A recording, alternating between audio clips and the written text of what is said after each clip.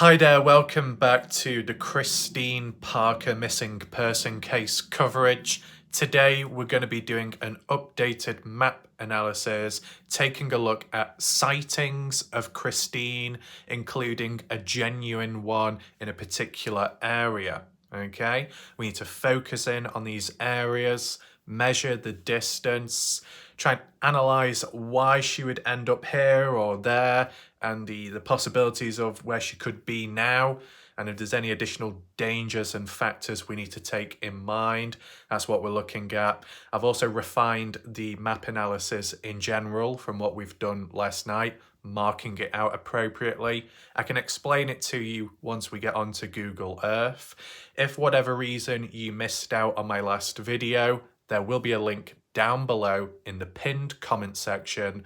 Make sure to watch the video and catch up there as some key details were talked about. As well, the live chat last night was good. It was under control. New people coming on into the channel, the video, whether it be family members of the missing person or friends of friends, or maybe some crossovers from other communities coming on over. It's good when you get new people, just in general, new eyes, fresh thoughts, different understandings, right? And of course, I can't remember everybody's name, okay? Maybe eventually I will be able to recite them. But shout out to the odd newer person popping in last night who was quite helpful with the questions, answers, etc. along that lines, right? I mean, as a heads up, my coverage on the case yesterday was my first ever video covering the case and my first time ever really hearing about it and learning about it at the same time. And that was all done in one day, one take, and that was it. So it was really locked on. Is there any factors to explain how it helped me being able to go from one case to another? I guess maybe the terrain, the environment, the usage of maps, checking the distance, and then the odd few little comparisons or links between Christine Parker and Aidan Clune in terms of the thought process at the time, or the disorientated thoughts of, you know, their decision making of how they're thinking at that time and what they do next, introspection happening at that moment with them. I also noticed a bit of a crossover and link between Christine, the recent missing woman, and Kenny Veach, a missing male dating back to 2014, I think November the 10th. The reason why I noticed a link there as well, because you know, there might be people watching from the past, there might be people from the Kenny Veach case still here, is because what I heard last night from one of the key individuals within the case, let's say, whether it be a family member or a friend of a family member, they were able to answer a question and say regarding the truck which was found of Christine's at Eugene Mountain, Nevada, it was found stuck because of the terrain and harsh environment. So got stuck, she got out maybe with her dogs and went wherever. Hunter came across it on the 15th of August, I believe. As I said, we'll look at it visually on the maps shortly, but that's how that played out there. But the key detail was, which was answered last night, was Christine's personal belongings, like a card or purse, her phone, stuff like that, was left on the ground on the outside of her car. She got out of her car. Did she drop the items intentionally? Don't know. Was it accidental? Maybe. If her mind is in a different place or her thoughts are kind of scrambled at that moment, she might not think of, oh, I'll take the phone with me. I'll take this and that, right? Another thing that was cleared up last night was there hasn't been any bank transactions or any activity with her bank account. Her actual card, I believe, was left by the side of the vehicle of hers, so she wouldn't be able to really access it, and I don't think she'd probably think of accessing it either. I assume that the items were retrieved, of course, that the phone of Christine's, when it comes to data, search history, search results, app data, anything suspicious, anything out of the ordinary, like the family have not heard back from that yet, so that's kind of pending. Will it come to a digital forensic deep dive on the phone and stuff there? Maybe we see how, things play out down the line. As for Christine's vehicle at the time, it was not really damaged, right? So it doesn't seem like any foul play at that point. I mean, it can make sense, if you get your vehicle stuck, what can you do? You can't really go anywhere besides get out and walk wherever, which does add in another factor of being even more vulnerable, which is unfortunate, but just highlighting with realistic thoughts, okay? Just wanted to throw that at you as for like these little updates, what we got from last night, okay? So that was all good there. Maybe I'll repeat some things later on in this video, just so you're aware of it, rejogs your memory. As I said, I'm not going to remember everybody's name or everybody's background history because first time covering this case, but I do what I can. And the reality is, for whoever is watching right here, right now, or in the background lurking, welcome. If there is material and there's valid points to be made, I will cover this case for as long as I can, and for practical reasons, and providing I'm not like busy with anything else or any messy stuff in the background, okay? I'm try and treat this like the Dylan Rounds case. The Dylan Rounds case producing over 370 plus videos for over a year straight. Not that you want it to come to this with the Christine Parker case. You want it solved, resolved, successful as soon as possible. Yes, and the focus will remain, of course. But if things do drag out a little bit, but there are videos to cover to counter that, to keep the awareness up, to keep the case alive, then I'll try and do that, okay? And I think at this moment in time, the usage of maps are quite key and necessary. And here and there, looking at the updates on the Facebook page. As for on Google, you look at search results there, you got East Idaho News, you got KB something news, but they've not really updated ever since. I think they might come about every now and then, but probably not often enough, so the Facebook page is probably better advised. What I do want to highlight, and I don't know if it will apply, okay, I'm just thinking of the Dylan Rounds case, whether it be a family member, a friend, or someone watching right now, is it possible to have an interview, a family member or a friend, associated with the missing person? Is it possible to have an interview with them and Nate Eaton on East Idaho News? Is that even possible? I know different states and everything, but when it came to the Dylan Rounds case, Dylan Rounds went missing and, different circumstances there, but in general, went missing in Lucin, Utah. But East Idaho News is in Idaho, but the family are from Idaho. And Dylan technically was in the past, right? So is it one of those things where it doesn't matter where you've gone missing, if your origins are in Idaho, then East Idaho News can cover your story? Well, I'd presume so, and I'd presume it's possible to do an interview here, unless it's too soon. I don't know. I just thought of additional awareness. Whilst yes, it's successful on Facebook, creating a page, and then obviously maybe the odd bit of coverage on YouTube, depending who covers it.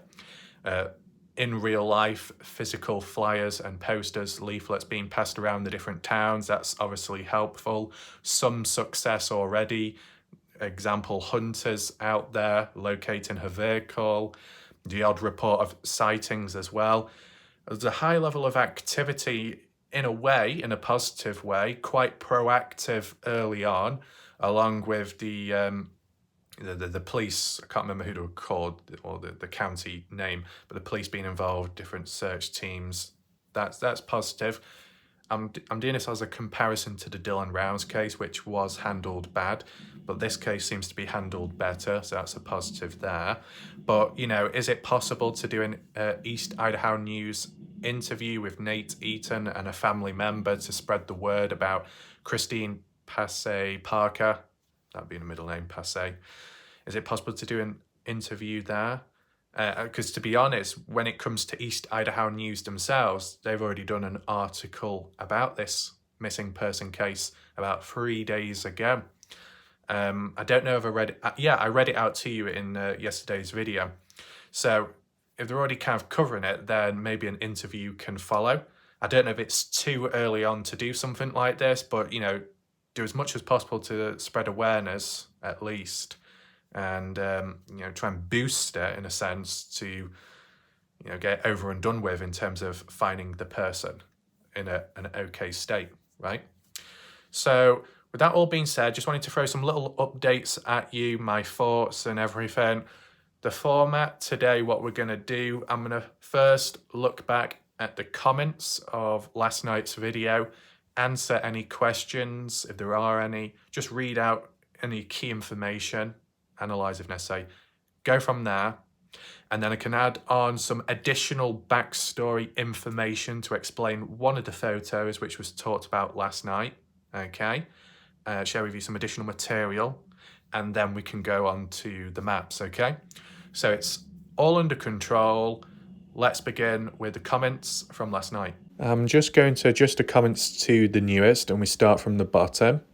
As for the live chat comments from last night's live premiere, if you want to catch up on all of that, as said, link down below, link to the video, okay? As well, additional links if you wish to visit them. All in all, though, last night, decent reception, fair amount of people, and even afterwards, the following day, statistically, it shows that the case is active, right people, right place, right time, coming on over, so that's all good. Somewhat successful with spreading awareness too, at least for the YouTube side and platform, so that's also good. Just see what happens next, right? To begin with, these comments, Weezer saying, thank you for covering this. I met one of her sisters. She stopped in Montello and gave me a flyer. I've been following this case closely. Okay, fair enough. So I think that's the thing we've got to acknowledge, right? I know people say, oh, well, there's a lot of missing people in Nevada. Maybe, yeah. Even back in 2014 with Kenny Veach, it can be spread about at times.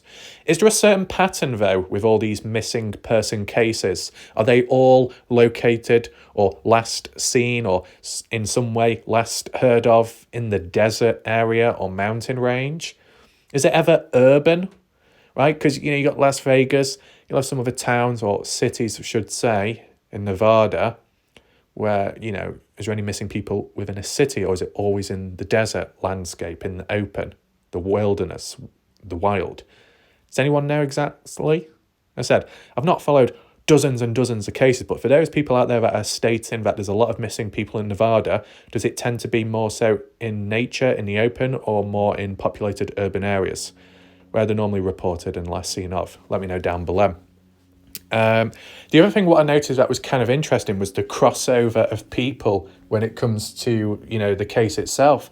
A few names popping in last night who relate to Christine Parker in some way or another, or at least know of her, or / know information about the case, who've maybe originated from the Dylan Rouse case. So in a sense, it's good how you get a crossover because it can bounce off from one another with ideas and people, etc. Sure, in the background, you may get some dodgy individuals and troublesome ones, but as long as they stay away or try and keep the head down, then it should be okay. As I said, it's all under control here. In addition, as a heads up to predict the future, if at any point or time elsewhere other people cover this case, if it gets messy, if there's conflict, if there's tension, just remember, you can always come back here and it'll be under control to an extent, okay? Anyway, so yeah, distribution of flyers, leaflets like Weezer has done and some others too, that's all good. I wonder, Weezer, does Ellen Berg know about this case, Christine? I wonder. Anyway, let's move on to the next comment. We've got Cleo saying, transition smoothly to a different case. Thank you for caring.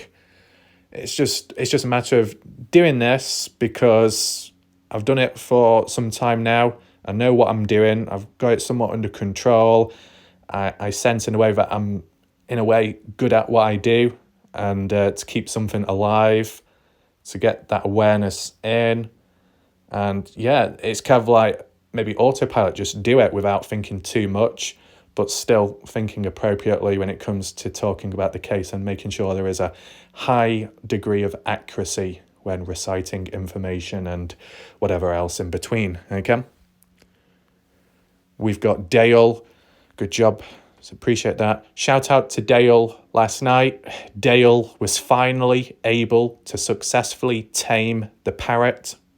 We know who that is. That's all good there. As you know, as well, once again, for people watching right now or later on, welcome. You want to spread awareness, feel free to like and share this video around, just so it keeps the case alive, just so other people hear about it and are aware of these new updates regarding sightings, etc. Okay.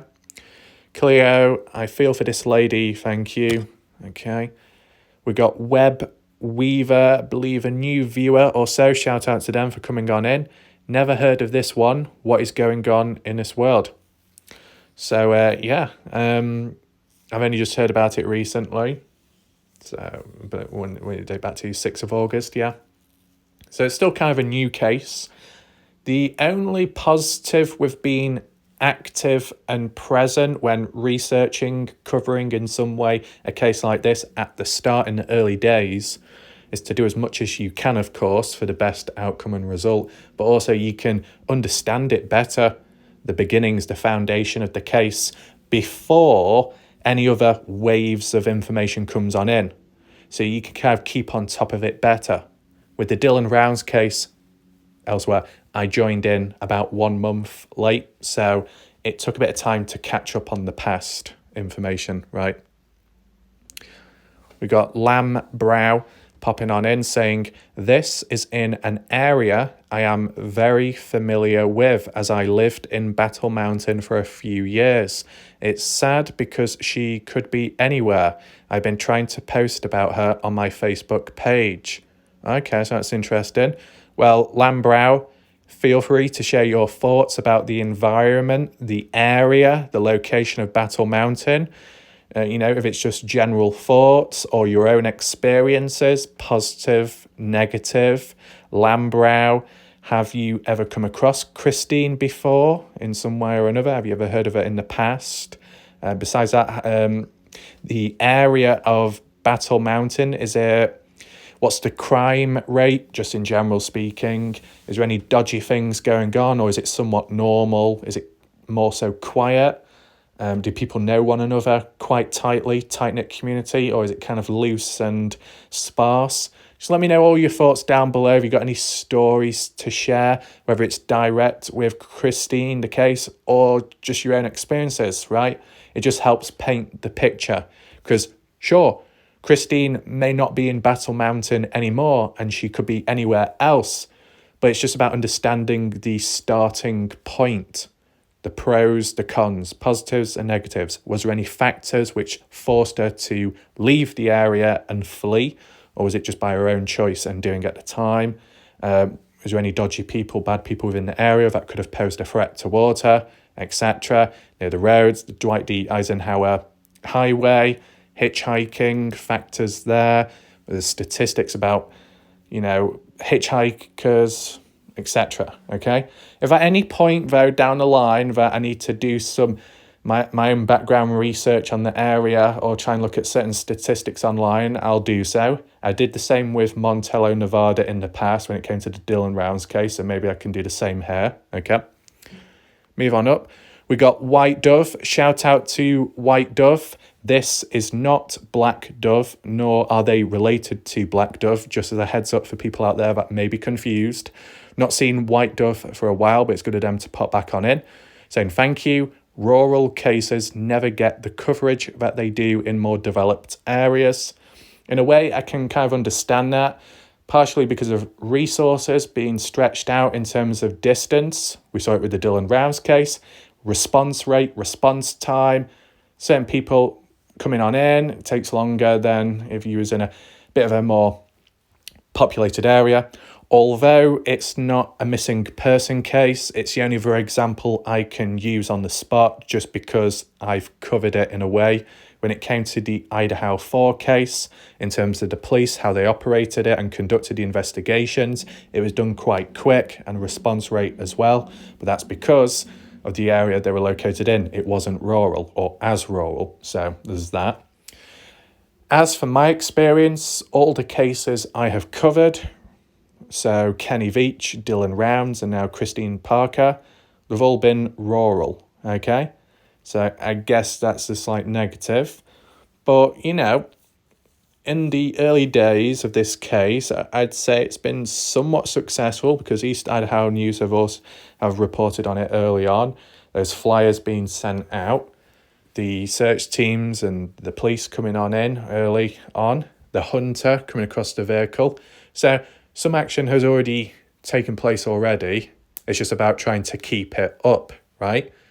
Because with Dylan Round's case, intense early on, but if it does drag on a bit, certain resources get cut back or halted.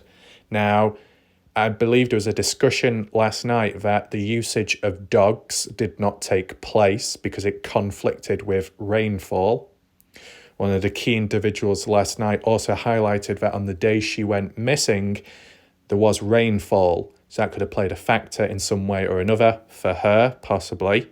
Could it have left any footprints? That's the one thing we've not really talked about, but maybe we can refer to that later. Footprints from the vehicle. Did they lead anywhere? If it was raining on the day, arguably the ground being a bit wet, could it have left ingrained footprints? Does anyone know? Feel free to explain down below. But in addition to the usage of dogs not taking place, conflicting with the rain, why would that be the case? Well, I know cadaver dogs are used for a recovery mission, but I'm sure there'll be other specialised dog groups out there which can locate someone's scent in general, right? But at least from what I heard in the Dylan Rounds case, when it came to cadaver dogs early on not being used, bloodhound groups not being used and delayed because of rainfall, if the dogs were used, the chances of locating the person at the time Dylan Rounds, there was only about a 20% success rate. Not exactly high, right? I mean, when you reflect back on it now, really any percentage is better than not doing it at all, right? Some chance, some hope. So, yeah, I guess that applies to Christine Parker case in terms of rainfall affecting the dog's scent not being as effective. But is there any other methods, resources or groups that could be used? I don't know if it was mentioned last night, but has the usage of drones been used, possibly?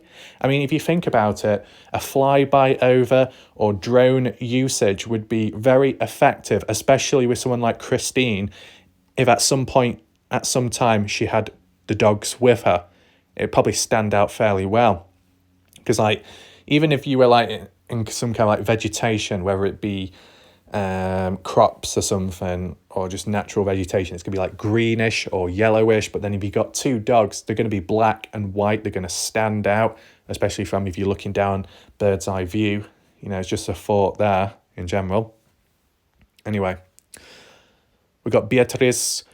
Oh no, hope she is found soon. The truck found alone is not a good sign. I mean, to be honest, if you didn't know about the context behind the truck, yeah, it does look worse than it is. But because some of the key people from last night confirmed that the truck was stuck, right? Because of the terrain, maybe getting stuck in a ditch or stuck on rocks, you can't operate the truck anymore. You can't move. So what do? You just sit around and do nothing? I mean, was that going through Christine's mind at the time? Maybe. I mean, her phone was dead, so it's not like she could make a call at the time to say, hey, I'm actually stuck. Can someone recover the vehicle or help me in some way? Wasn't able to do that. So she just walked off. Yes, the one strange factor is leaving the keys, the purse or the card behind, and the phone most definitely. It's weird leaving that there.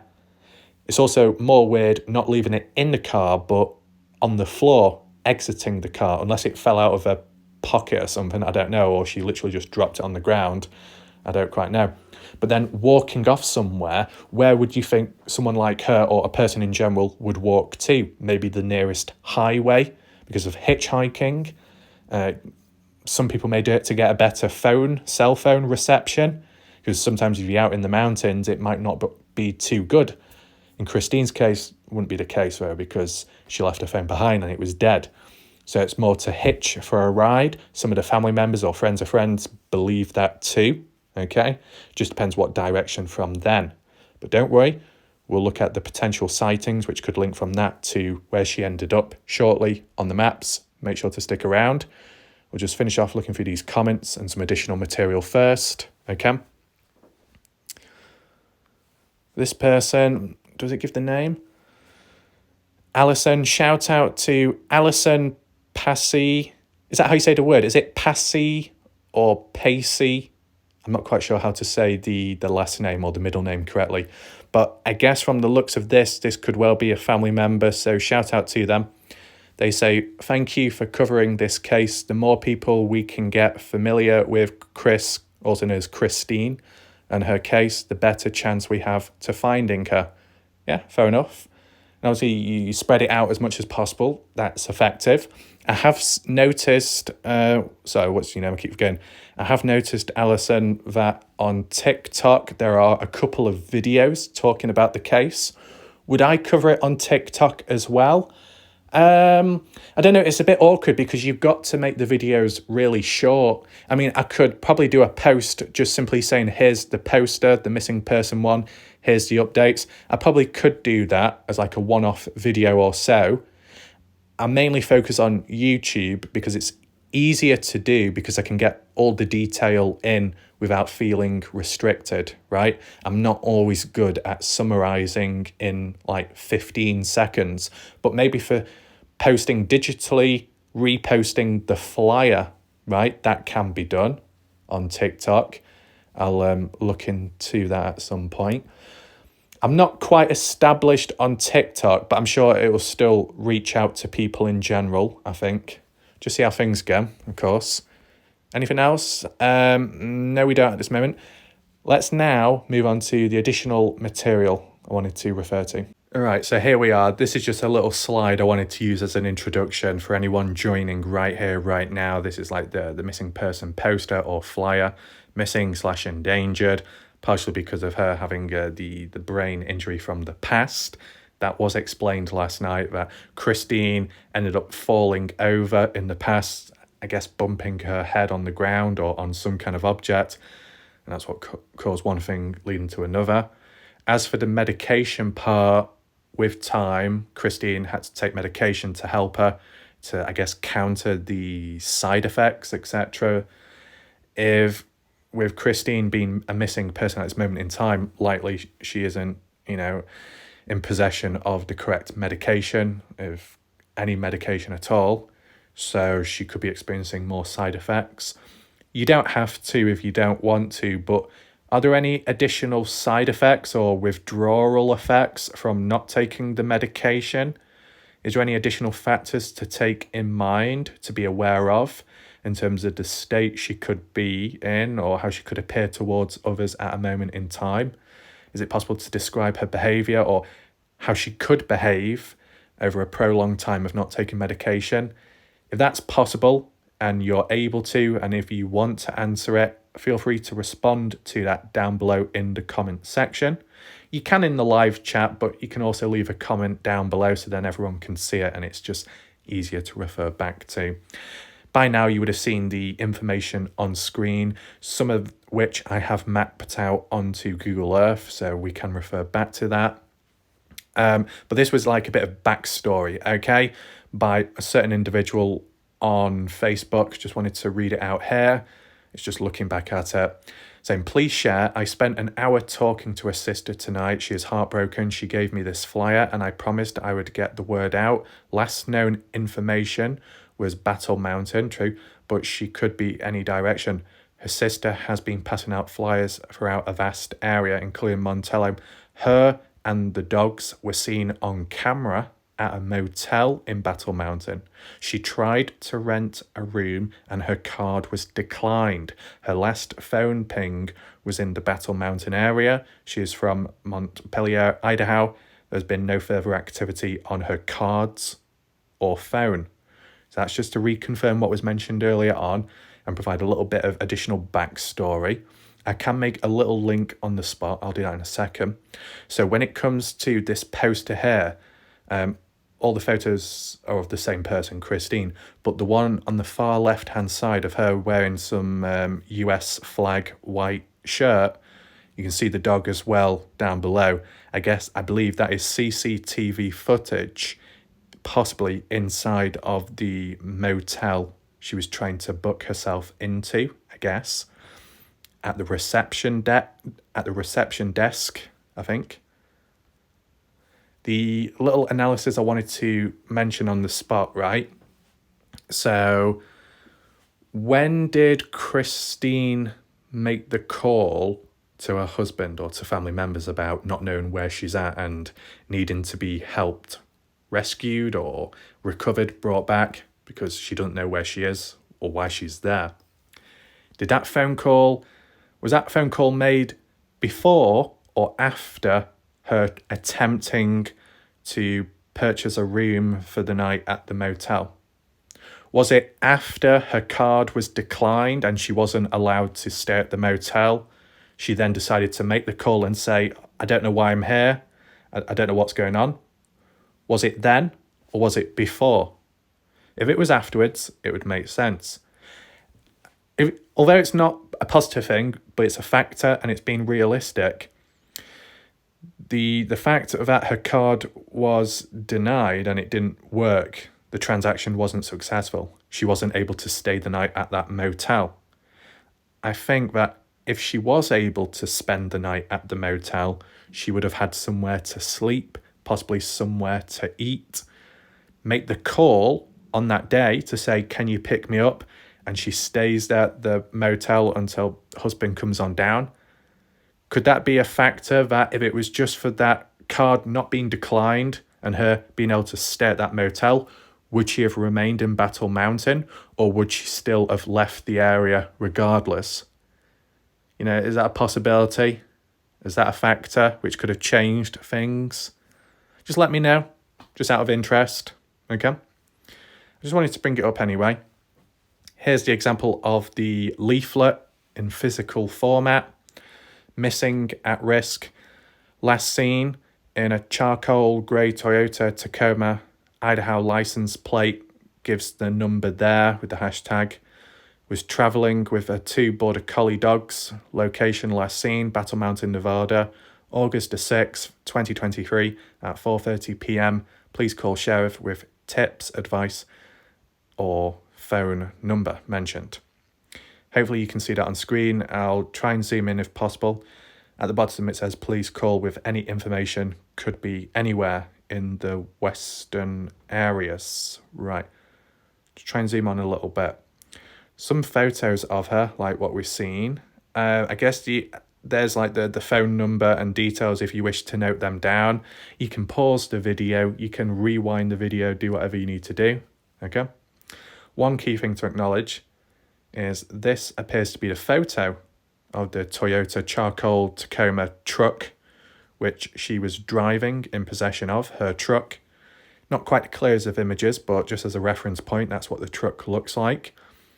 One of the key individuals from last night noted that the police or the search and rescue within the area at the time when trying to look for her didn't have all-wheel drive turned on because they weren't able to. Is that because the environment being so rough and steep, it was difficult to access the area? Is that why we saw on Google Earth people were using dirt bikes in the area as for just visiting in the past? I wonder. But, you look at this truck, it does look kind of like an off-road one, got some chunky tyres, and yet it got stuck within the area near Eugene Mountain. So it's just telling signs, goes to show how rough it is out there. If it's rough on a vehicle, which may be designed for off-roading out there, and that struggles, just think about Christine walking the landscape, the area, and maybe further afar, okay? Just a note. Do you have any other points? Yeah, so this final one, this is kind of like an example from last night in the live chat. So when I kept saying a key individual from last night, I was referring to April. April P. Is that April Passey or Passey, however you say the person's name, family member? Just to reconfirm stuff, okay? So we've got April, helpful last night. You can see some other key individuals like Guidance from like the Dylan Rounds case, and been on the channel for some time now on here, so shout out to Guidance. Also got Leanne 2.0. I don't know if that's like a secondary account or not, but I've seen Leanne in the Dylan Rounds case, so that's where you get that crossover there. Also got Kathy Waters from the Dylan Rounds case community. Just as a heads up, you know, I'm just being realistic, I'm being honest. As a heads up, when it comes to Kathy Waters saying salty who? She's referring to Salty Pancakes. Salty Pancakes, an individual that covered the Dylan Rounds missing person case. Things got messy with time. We'll just leave it at that. So Kathy Waters was referring to Pancakes last night about drone usage, and Lance Kelly with the search and rescue dogs, where they at when you need them, etc. Kind of calling them out, etc. But the thing is, just as a heads up, when it comes to Kathy Waters was a hard-line supporter of Salty Pancakes. Didn't go down too well.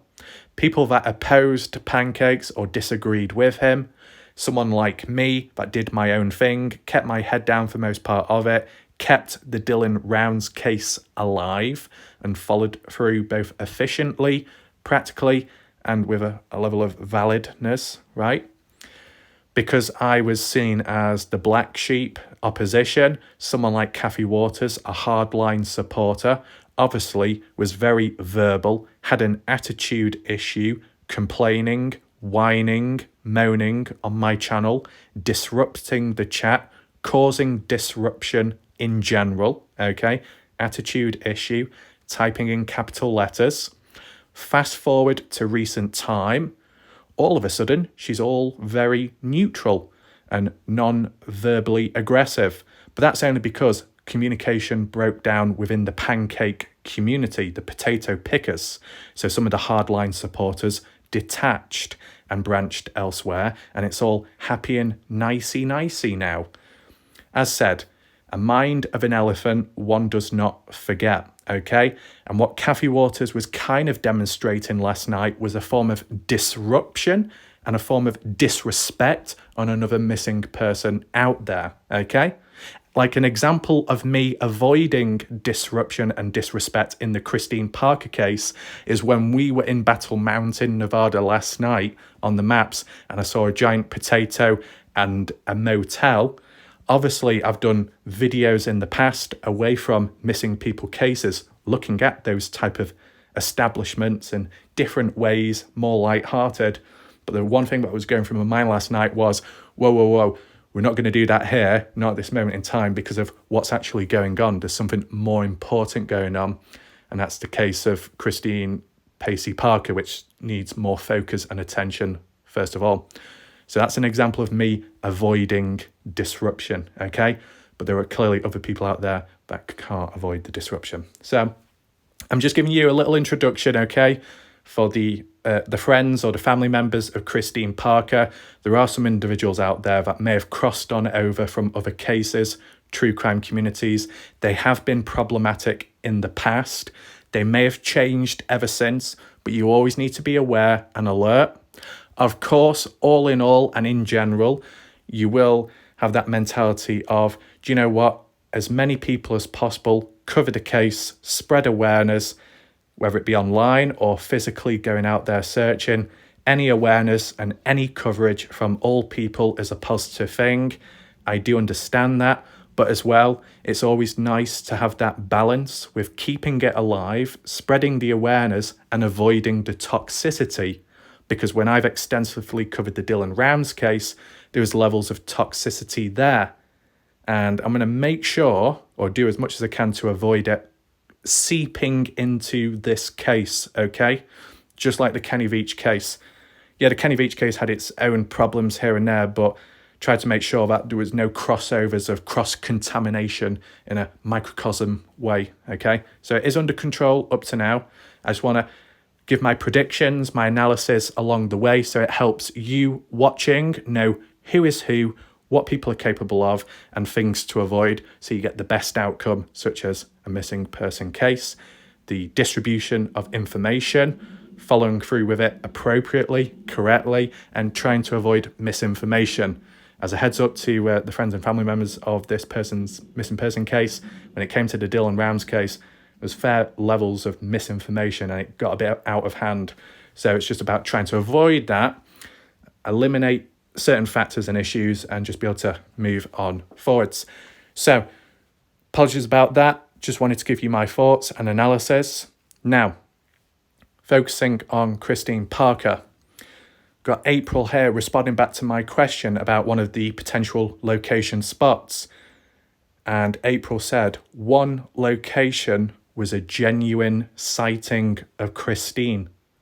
No photo was taken, but it was classified as a genuine sighting. True. I was just referring to the location. Where was it? And April said that was South Tahoe or Tahoe at Zypher Cove. Okay, interesting. So, with that all being said, Leanne also said a lady said she saw Christine in Rafael Riviera. Now, don't worry, we'll take a look. It says not verified though, so I've got to take that into mind. What we're going to transition on to now is Google Earth, the maps, the project, refined with markers, and I'll just talk it through and then we can focus on the key areas. Here we are on the maps. As you can see, we are zoomed on out, but that's just because of the markers and where they're placed at. So we've got some of the star markers in red with the star in the middle. That's more so confirmed in a sense for most part of it in terms of locations where Christine ended up at a certain point in time. And then as for the orange marker, which I could use further on in the future for other locations, are sightings of where Christine may have appeared, but not high levels of certainty, okay? Not guaranteed, not as genuine. Maybe a rumour, maybe someone supposedly seen Christine but could be mistaken identity, etc. As a heads up, by the friends and the family members, they advised that it's most practical for people, if they do see Christine, to take a snapshot, take a photo, just as a form of proof and to, increase the chances of success when locating her, I guess. Just as another question, okay, for any of the family members or friends, as a question aimed at you, which could apply to people out there within the area, what should someone do if they do come across Christine? Should they approach her or not? What's best advice there? Besides taking a photo as proof of a sighting of Christine, what are the best actions to follow through with next? Do you follow her to maintain tabs on where she goes? Do you make the call to the police on the spot and then follow her around just to make sure that you don't lose sight of her? Do you approach Christine and talk to her, settle her down, maybe get her to sit down on a chair and just talk and then call the police? What's the best form of action if you're in that situation in a certain area where Christine is present? Feel free to answer. It could help other people and locals out there if they do come across her, and the best steps to follow accordingly, okay? So, where do we begin first of all? Well, there's no harm in just focusing at the beginning of it, okay? We don't need to flip the image at the moment. We've got Battle Mountain there, where she was first or last seen of, physically speaking. August the 6th, 4:30 p.m. last seen. Originally trying to purchase a room or so at a motel within the area. Not quite sure exactly which one because there's about 4 or 5 of them. I think there's a Super 8 motel and then some others. But her card was declined, so she wasn't able to stay the night there. Either before that or after, making the phone call to the family, the husband, wanting to be picked up, not knowing why she's there. But in the meantime, what does she do? Ended up leaving the area. Was it because of panicking? Was it because she needed to get somewhere else? Was it because the factor of she couldn't stay the night at the motel, so where else could she go? It panicked her, I wonder. Well, as for the potential direction taken, turned up for a truck to appear at Eugene Mountains, going across the Dwight D. Eisenhower Highway, highlighted with the red line, red marker, as you see. Going all the way down there past Wine Mucker, if that's how you pronounce it. Wine Mucker, little town. Coming down the highway in parallel to Eugene Mountains there, crossing on over, maybe down near Mill City, as told possibly by April. Why? Well, at first I was thinking, why? Because can't you just cross on over earlier? Well, you can, but there's one thing to acknowledge. There appears to be a wash which gets in the way. I think this is a wash. Correct me if I'm wrong. Central Creek, you got a wash or some kind of lake stream. And, you know, the pattern of it is pretty wild, the way it goes in and out. You can't really drive over it. Well, I don't think you can. It doesn't seem practical. Raspberry Creek. You can drive in parallel to it, possibly, but you can't cross over it until you get down to Mill City, which is named here, which when you do look at the road, from the looks of it, you possibly can cross over. Yeah, you can. This side of the road, or the highway, there's that road which comes off, if you can see. We'll just do street level quickly, just to explain it to you. So, there we go. So you've had Christine in a vehicle driving down this highway, coming to this point here. Over there, I think that one over there is Eugene Mountains. Further up that way, the route what we followed down would have been going back to Battle Mountain. She was leaving, getting away from that, so coming down this way to get to this point. To get to Eugene Mountains, you'd have to cross on over down this road. Why is that blurred out? Look, it says exit.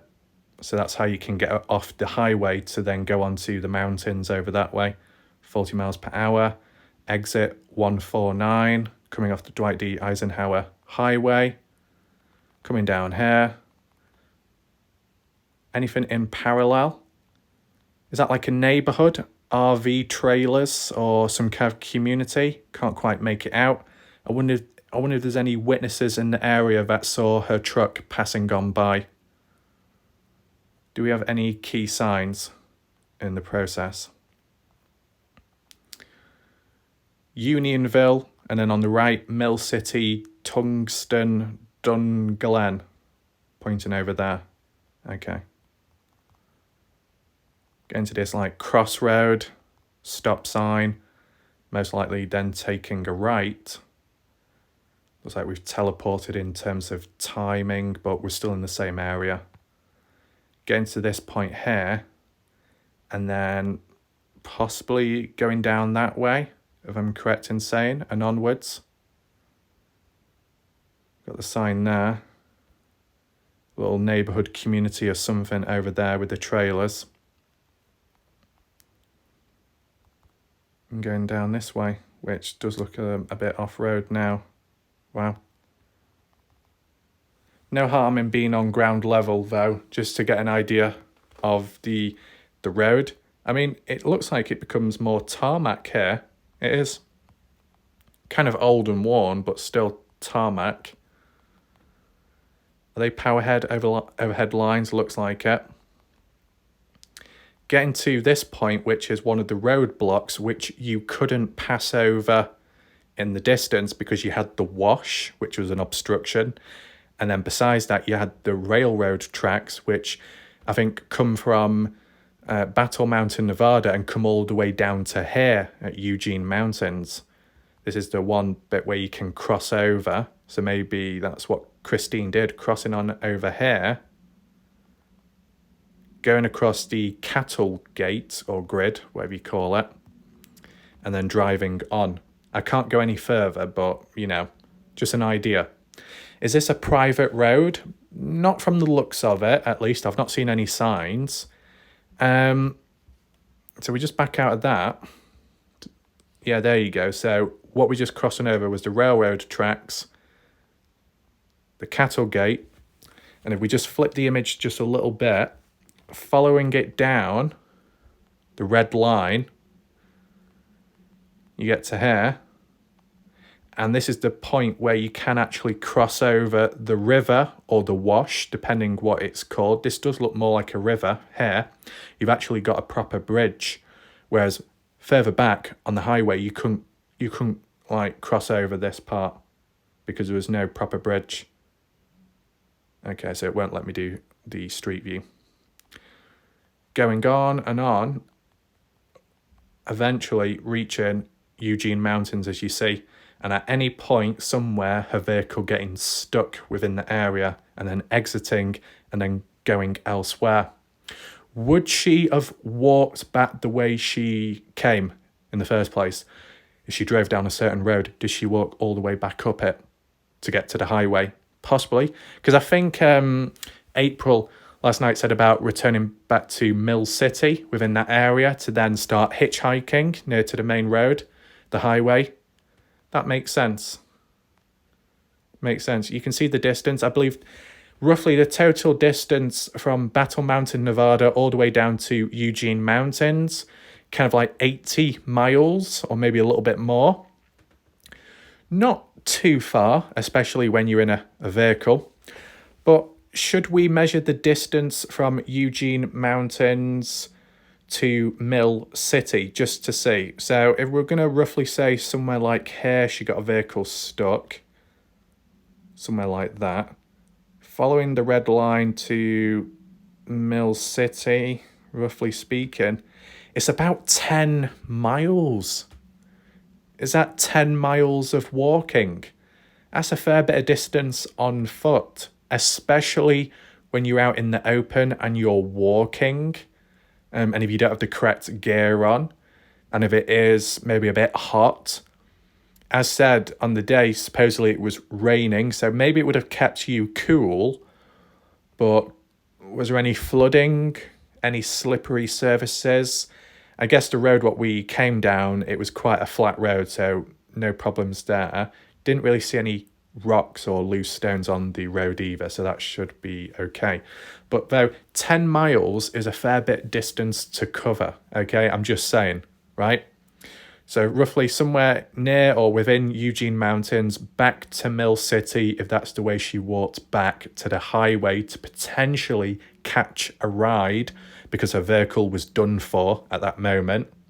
It makes you think, just as another what-if moment, would Christine, despite the state or thought process she might have been in at the time, is it possible if her phone hadn't died previously and it was on full charge, do you think Christine would have made an attempt, a call to family members once again, or maybe to a recovery service? Do you think she would have done that?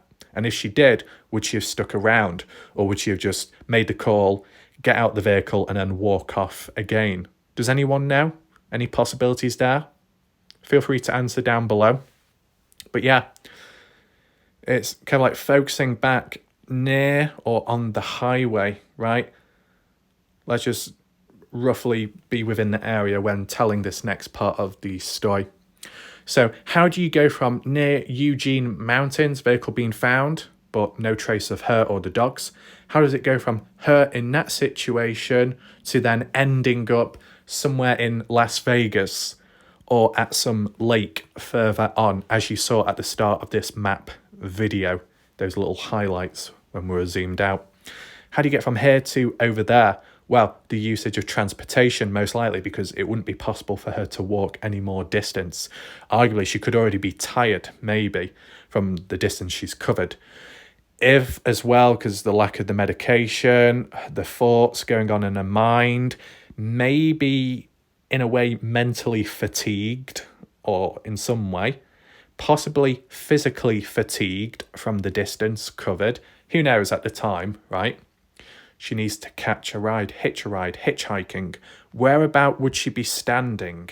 I don't know personally. I mean, she's got to be on, well, what side on the road would she be? On this side, the way she came down? Possibly, because I think it's further on down that way, as you'll see, going to that Lake Tahoe, however you say the name. It's more so in that direction. So she'd have to hitch a ride somewhere here on the side, or maybe lower down on that road down there, waiting for someone, and then getting in the car or truck, whatever, and then driving on into the distance down that way. If that's not the case, and we're referring more to Las Vegas, I believe it would be the other way. So on the other side of the road, over there, waiting to be picked up, getting into a vehicle like that, and then driving off into the distance where those trucks are going. So it just depends what side on the road, right? Is it 100% confirmed that Christine was hitchhiking at the time? No, it's not 100% confirmed, but it seems likely. If there is a genuine sighting of her further afar, she must have catched a ride or some form of transportation in some way or another to get from here to over there. So I can understand hitchhiking. What about public transportation? Likely not, because if there's no bank transfers, no bank card activity, it doesn't seem likely, does it? She wouldn't have been able to pay for anything even up to this point, so you'd probably have to catch a ride. Now, without getting into too much detail, when it comes to hitchhiking, what are the dangers of it?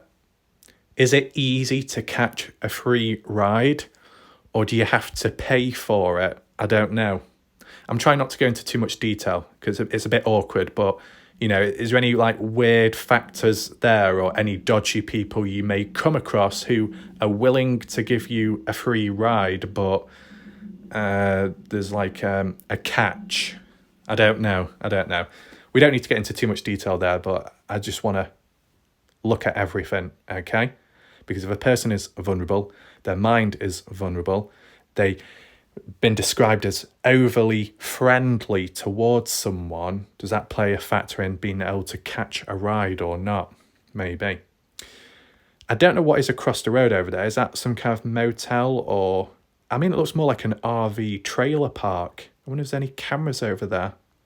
I mean, if that was an RV trailer park, I'm surprised you didn't just... Well, you can't just casually cross on over, especially on a highway. But, you know, depending if she was able to get over there, I'm surprised she didn't try calling on in or something. But, you know, as for the mindset, you can't expect them to make all the right decisions at the time with everything that's going on. So, potentially hitchhiking within the area. Make sure we're facing north. Zooming down here, that does look like some kind of RV trailer park. Dwight D. Eisenhower. Okay.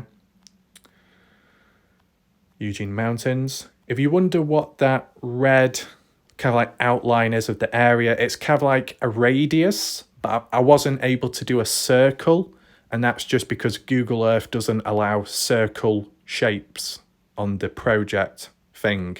You can only draw lines. So I've just drawn a line to represent the area in general of where her vehicle was, right? The only other question I want to highlight, okay, if friends or family members or locals can answer it. I heard something last night that she was seen, Christine, either in Las Vegas or the other place, only her, not her dogs. Her dogs not present. Where have they gone? I don't know. Maybe you don't know either. But at what point do you think the dogs were lost? Like, if Christine was hitchhiking on the highway, such as near Mill City, the Dwight D. Eisenhower Highway, if she was catching a ride somewhere here or maybe on the side of the road, let's say, and someone pulled up, like a truck driver or someone in a smaller car, and they let her in, would they allow her dogs on board as well? Or do you think they could have been awkward and said, right, you can come on in, but I'm not allowing the dogs in on the ride. It's either you or nothing. Do you think there's a possibility that Christine got into a vehicle without the dogs and the dogs were just left, abandoned? Is that possible? Or is Christine quite protective over her dogs regardless the situation? Can anyone answer that?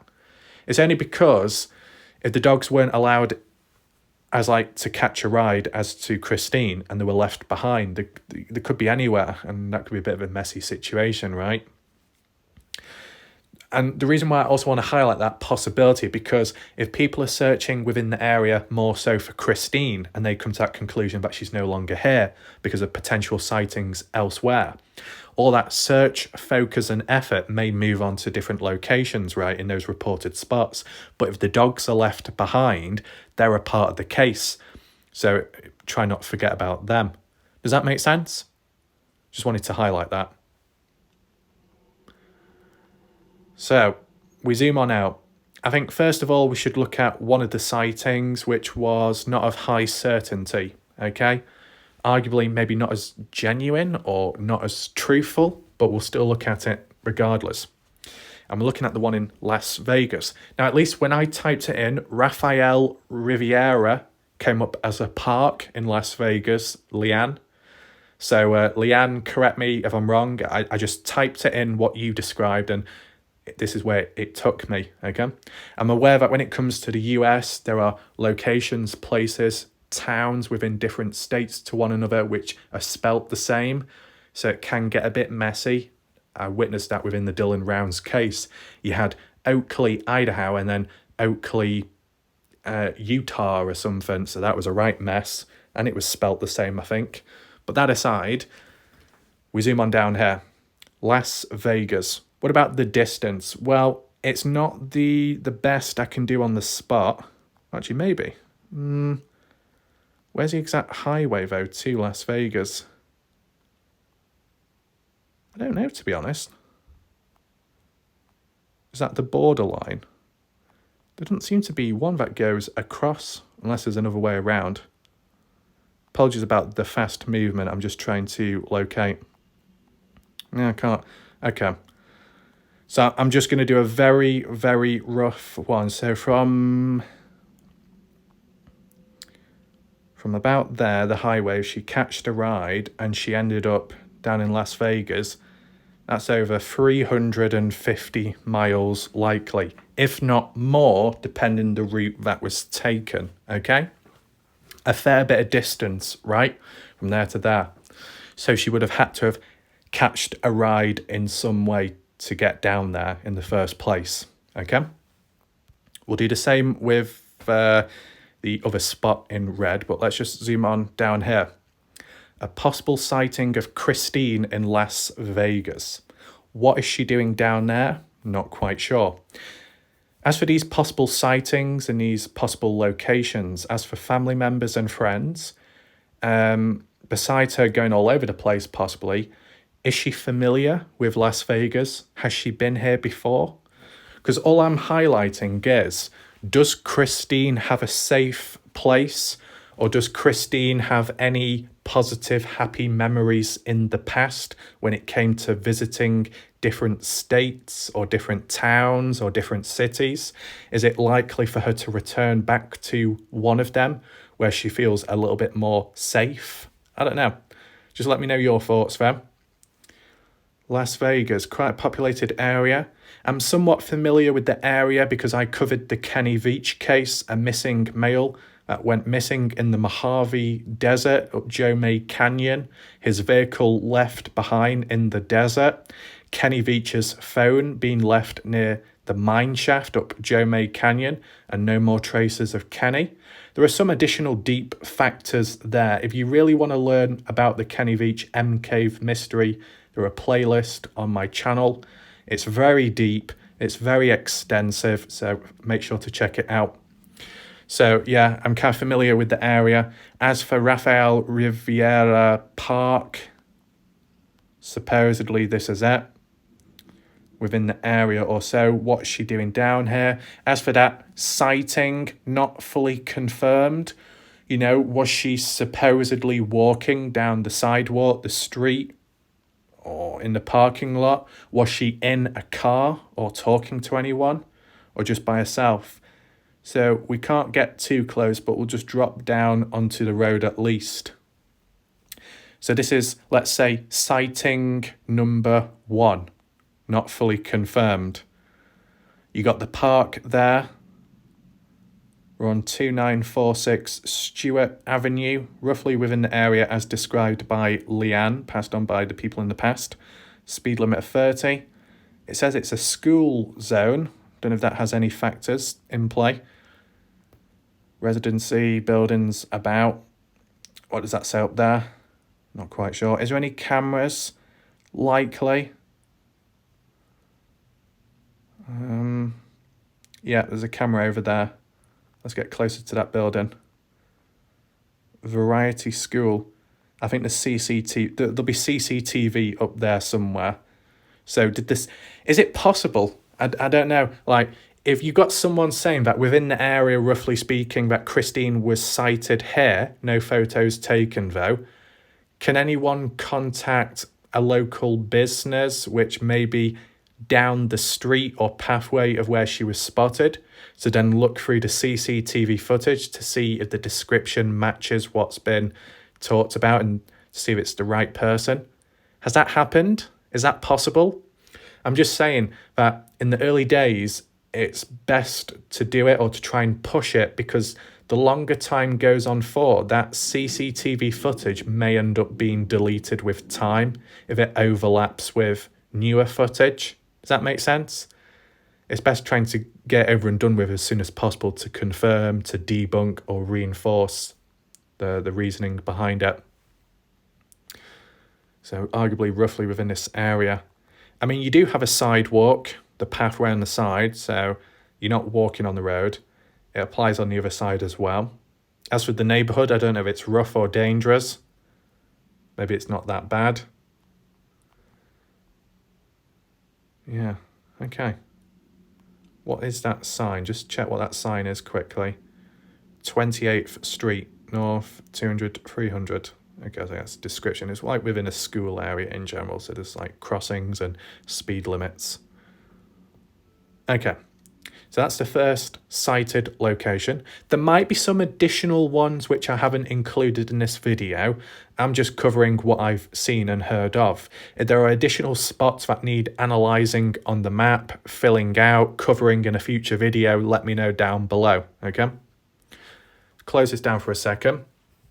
So over 350 miles, fair bit of time to get from one place to another. Probably, is it doable within a day? Because like, this is the other thing we've got to understand, right?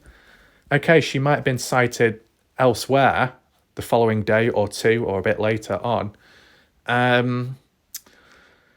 You know, what time did she get to these areas or the supposed spot? Was it all done within a day? If you were saying that it was 4:30 p.m. she was in Battle, Nevada, that town, then ended up at Eugene, which wouldn't have taken that long, about 80 miles in total, wouldn't have taken that long, maybe an hour or maybe a little bit under, let's say. And then going on to where? Well, if it was past 4:30 p.m, maybe approaching 5 p.m, can you cover over 350 miles from Eugene Mountain to Las Vegas all within a day if it's 5 p.m. onwards? Is that doable?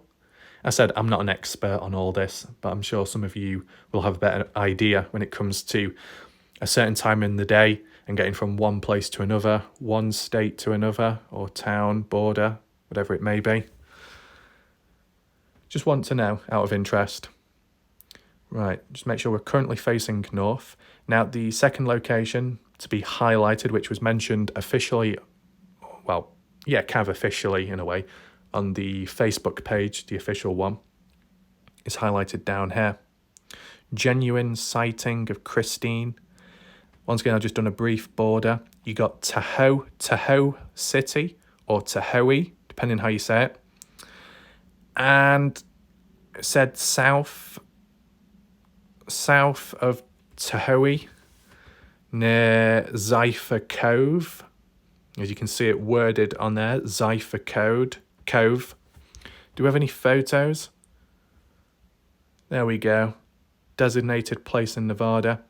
Let's just have a look at some of the photos within the area to become more familiar with it, right? No harm in doing that.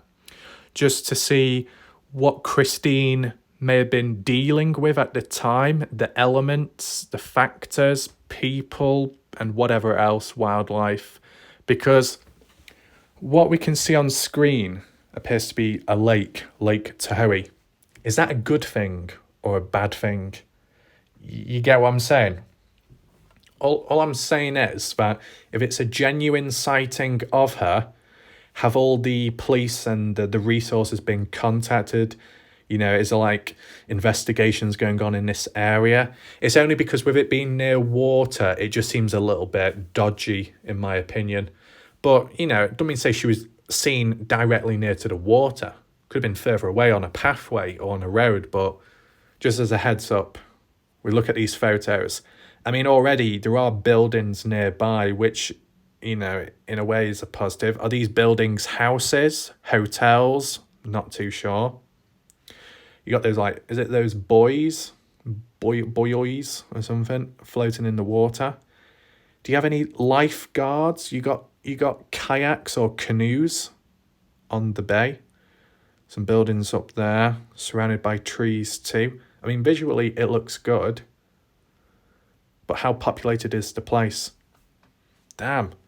I mean, looking at that and the water, I don't know how deep it is. It will be fairly deep, more so in the middle, but the current of the water and those like buoys which are designated out there, is that where you've got a designated swimming zone, but you can't go past it because then the water gets deeper and, you know, it just gets a bit like difficult and dangerous? I wonder. I mean, is Christine known to swim? Besides going out on nature walks and being out in nature, does she like swimming or anything like that? There's like another angle. I mean, that water, the flow of it seems kind of intense, possibly at times. Is that like a ferry? Oh, one of those, what is it, steam roller ferries or something? So the water must be deep within the lake area. But if it's like a tourist destination, or, you know, a fair few people come on down, and because of the time of the season, you could understand why there'd be sightings by a person or two who saw Christine within the area. Now, was there anybody else that, you know, saw sightings of her? I wonder. Yeah. A lot of trees as well, a lot of thick, dense vegetation. Woodland area. It makes it harder if you're doing a flyby or using a drone, because it's like the coverage camouflaged in a sense. So that's an obstacle in itself, right? You've got on like the bay, the shoreline or so, mountains in the distance, rocks on the sides. Yeah, you get a good view in general. As I said, I'm just using the photos which are presented here, which have been publicly uploaded by people who have visited the area. Some more buildings, houses. As I said, I'm not sure if they're hotels, motels, or actual living things. You got a dog there, and you got sand as well. I mean, checking for footprints in the sand would be difficult and not so practical, because if people regularly visit and come on down, it'll just contaminate and just mess up all the other markings, right? You can see there's a boundary in the distance, those things. Is that to prevent people from straying afar, swimming out too far?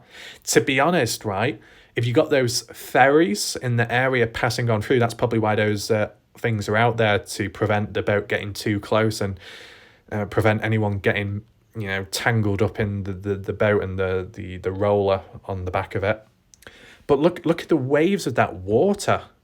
I mean, is this described as a lake? Because that water, the current on it, crashing against the stones, it's wow.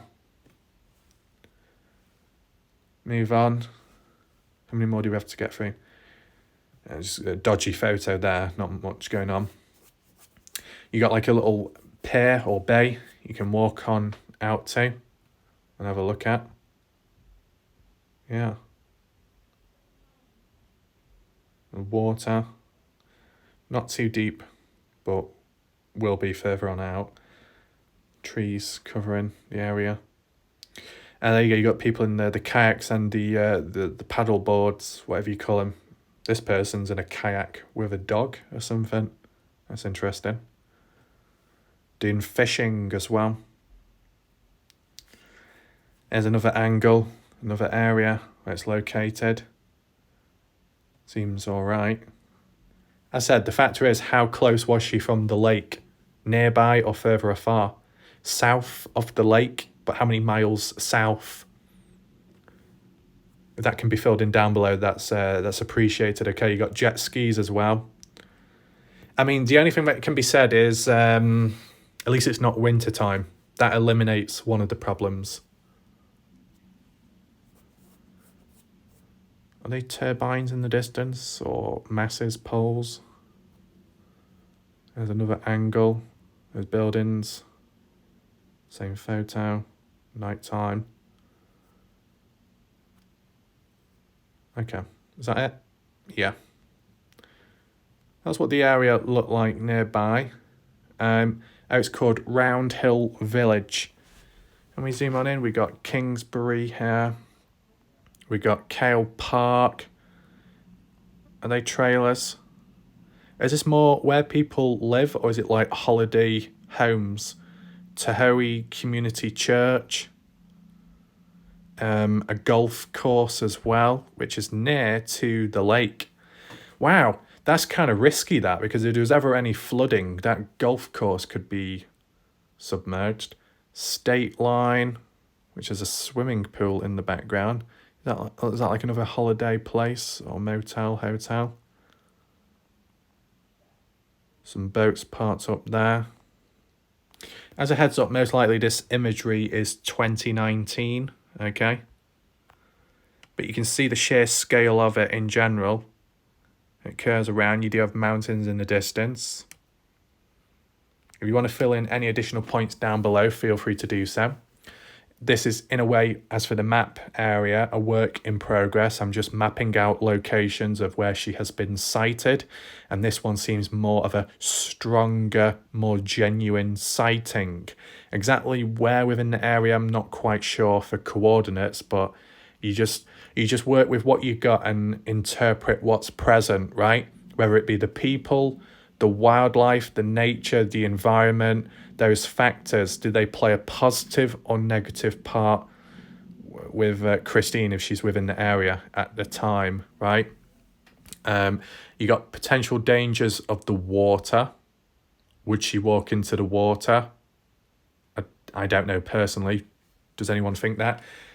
Cause it's a bit awkward because you don't want to say something negative, but you don't want to brush it under the rug just in case it gets forgotten about, right? I guess the only thing you could work off from there is by asking about or checking if there's any other updates elsewhere, right? Put aside the Las Vegas one for now.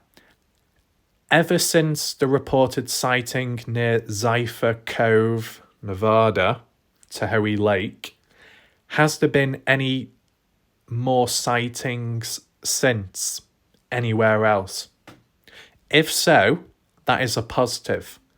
You can say it's a negative because she's constantly on the move, hard to track her down and keep up, but it's a positive. If it turns out she's elsewhere now, she's moved away from this potential threat of the lake, the water, right? Because in other cases out there, other missing person cases, it has played a role in some way. To move away from this location and to be elsewhere could be considered a positive, walking away from a dangerous factor, right?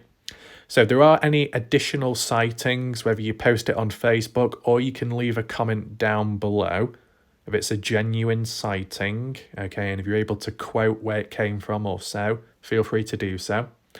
And if a future map video can be done anytime soon or in the future, it will be done.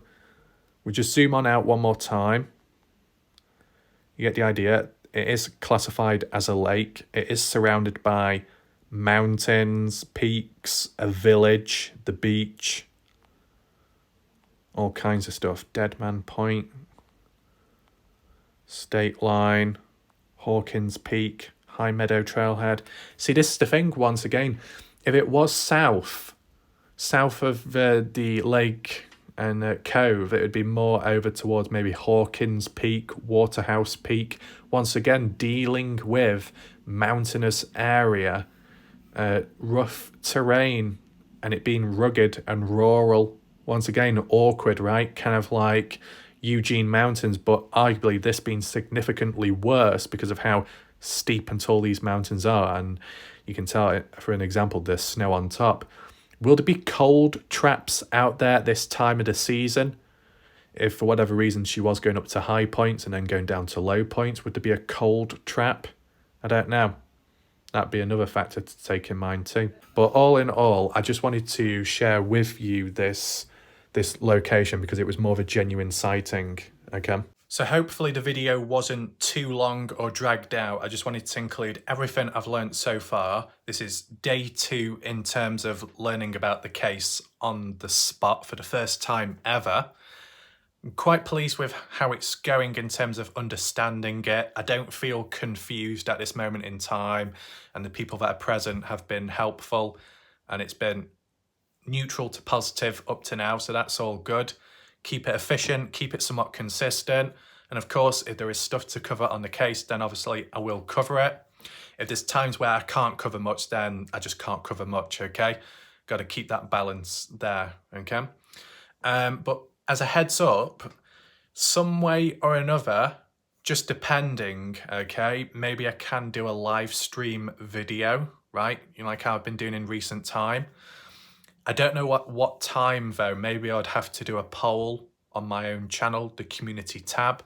There are other ways around it which could prove more successful in a way due to timing. You know, I've got to take in mind my sleep pattern when I actually go to bed, take in mind time zone difference between the US and the UK.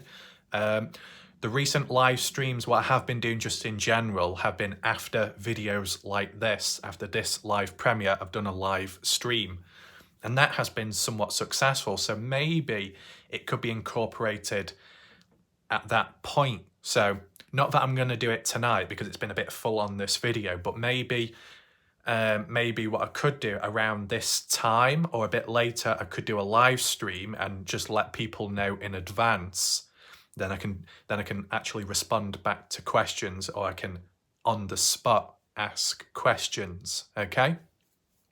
The only other alternative, and it can be done as a separate poll on the community tab, is at some point, like how April said, if you've got any additional questions, or if Guidance said, if you've got any additional questions, pass it on.